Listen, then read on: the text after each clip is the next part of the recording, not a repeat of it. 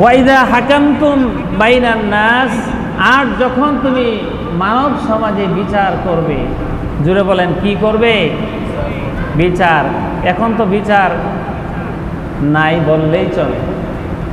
বিচারের নামে এখন হচ্ছে অবিচার। কথা ঠিক? এটাই বাস্তবতা। বিচার নাই, অবিচার হয়েছে, হচ্ছে, ভবিষ্যতে হবে। আমাদেরকে মনে রাখতে হবে আল্লাহ পাক হচ্ছেন সর্বোত্তম বিচার ব্যবস্থান। তিনিই বিচার করবেন আখিরাতে, আর আমরাও বিচার করি দুনিয়াতে।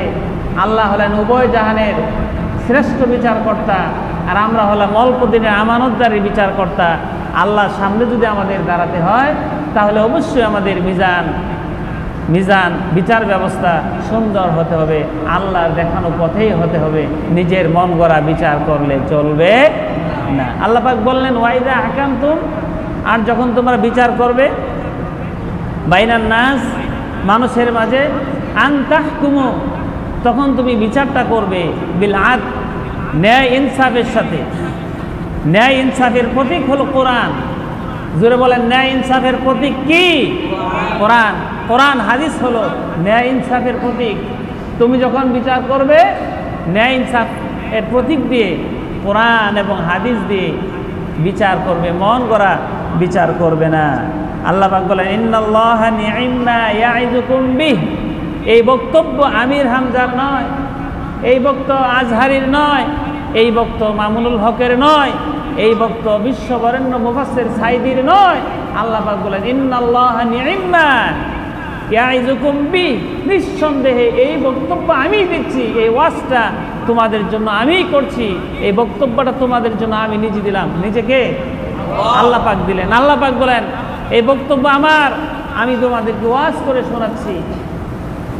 ইন্নাল্লাহা নি'মা ইয়া'iদুকুম বিহ ইন্নাল্লাহা কানা সামিআন বাসীরা। কেননা তুমি মনে করো যে আল্লাহ এই বক্তব্য শোনানোর লাভ কি? হ্যাঁ, লাভ আছে। কারণ তুমি যে বিচার করবে, তুমি মনে করবে আমার সিসি ক্যামেরা আমি আওতার বাইরে, পৃথিবীর কেউ আমাকে দেখে না, কেউ আমাকে জানে না, আমার ক্ষমতা অনেক সুদূর প্রসারী, আমি কুচক্রী মহলের সবচেয়ে সম্মানজনক ব্যক্তি, আমার হাতে ফিতনা ফাসাদ সব কিছু যা ইচ্ছা আমি তাই করতে পারি, কেউ বুঝে আমার বিচার করবে না। আল্লাহ পাক বলেন ইন্নাল্লাহা কানা সামিআন বাসীরা, নিশ্চয়ই আল্লাহ তাআলা শুনেন এবং দেখেন। সুবহানাল্লাহ বলেন। অর্থাৎ আমার আপনার কাজ, আমার আপনার কার্যপ্রণালী সব কিছু আল্লাহ পাক সচক্ষে তার নিজ কুদরতি চোখে তিনি দেখেন এবং নিজ কুদরতি কানে তিনি শুনেন। ফাঁকি দেওয়ার কোনো বন্দোবস্ত আছে? জোরে বলেন ফাঁকি দেওয়া যাবে? আল্লাহকে ফাঁকি দেওয়া যাবে না। এই জন্য প্রিয় ভাইয়েরা আমার, আমাদের হায়াত অনেক লম্বা হায়াত না, অনেক বেশি দিন বাঁচবো তাও না, অনেক বেশি কিছু খেতে পারবো তাও না। আমাদের বর্তমানে যে স্টমাক, পেট, সেটা অনেক কিছু খেতে পারে না। ইচ্ছা মতো চাইলেই সুস্বাদু খাবার যে কোনো মুহূর্তে, যে কোনো জায়গায়, যে কোনো পরিস্থিতিতে আমরা খেতে পারি না, যে কোনো পরিস্থিতিতে আমরা চলতে পারি না, যে কোনো পরিস্থিতিতে আমরা বিচরণ করতে পারি না। সীমিত হায়াত, সীমিত খাবার, সীমিত পানীয়, সীমিত সময় দিয়ে এই সীমিত ছোট্ট দুনিয়াতে আমি আপনি একজন মেহমান, আমি আপনি একজন আল্লাহর পক্ষ থেকে আমানতদার। সে আমানতের সঠিক রক্ষণাবেক্ষণ যদি আমি আপনি করতে না পারি, আমানতের খেয়ানতের কারণে আল্লাহর কাতারে আমাদেরকে মুনাফিক হতে হবে। জোরে বলেন কি হতে হবে? মুনাফিক। কেন? আল্লাহর নবী বললেন একজন মুনাফিক তার আলামত হলো তিনটি, মতান্তরে চারটি, তিনটা অথবা চারটা তার আলামত মুনাফিক হওয়ার জন্য। তার মধ্যে অন্যতম একটা হচ্ছে ব্যক্তির কাছে আমানত রাখলে সে আমানতগুলি খেয়ানত করে দেয়। মুনাফিকের চরিত্র এগুলি, মুমিনের চরিত্র নয়। কার চরিত্র জোরে বলেন?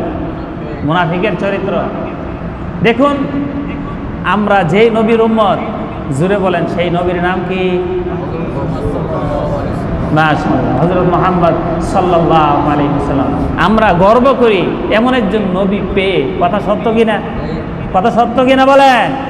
এমন একজন নবী পেয়ে আমরা সত্যিই গর্ববোধ করি, গর্ববোধ করি।